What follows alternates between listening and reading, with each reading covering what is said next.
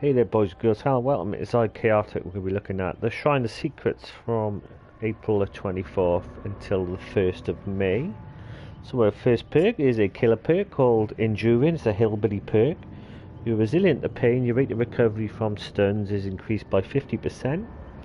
So when you get a pallet dropped on you or decisive strike, etc, etc, it will halve the time that it'll take you to recover. If you get Enduring up to tier 3, it takes the recovery down, is increased by 75%, so it's quite substantial at tier 3. So that's Enduring Hillbilly perk. Your first survivor perk is called No Mither, however you want to pronounce it. David King will cost you 2,000 shards. You are affected by the broken status, so basically you're injured for the whole match. Your thick blood coagulates practically instantly. You don't need pool of blood. Grunts of pain caused by injuries are reduced by 0% at any time. This is at tier 1. And grants the ability to fully recover from the dying state. The only difference between No Mither tier 1 and tier 3 is that grunts of pain caused by injuries are reduced by 50% at tier 3. Bit of a strange perk. I cannot see why you'd want to run around the match injured for the whole game. You can't be healed. It's a bit of a really weird one, No Mither, but if you fancy a go, it's there. And your second killer perk of the week is a nurse perk called A Nurse's Calling. Very good perk. Costs you 2,000 shards.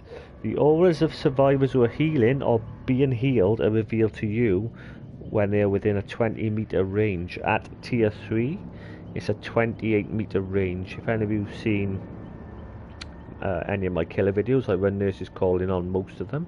You can catch people healing up and being healed after they've been unhooked, etc. Good way of finding survivors. They glow up like a Christmas tree when they're being healed. So that'll cost you 2,000 shards. And last but not least, a very good perk as well. It's a Meg Thomas perk for survivors called Sprint Burst. It'll cost you 2,000 shards.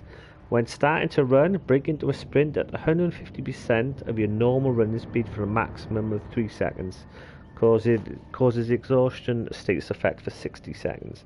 The only difference between tier 1 and tier 3 sprint burst is the status effect is 40 seconds instead of 60 seconds, so it's a little bit shorter at tier 3. Sprint burst is very good if you're on a generator and the killer comes over, you can sprint burst away. It's pretty decent. I like to use Leith because you can use it when you want to use it, where Sprint Burst you have to use it when you run. But it's a very popular perk among survivors. So quick recap of the week. For killers you have Enduring and This Is Calling, and for survivors No Mither and Sprint Burst. My recommendation would be, if you're a killer, go for Nurse's Calling, and if you're a survivor, definitely go for Sprint Burst. So there's a Shrine of Secrets from April the 24th until May the 1st. I'll catch you next week on next week's Shrine if I don't see you before. Thanks for watching, boys and girls. I Chaotic bidding you farewell.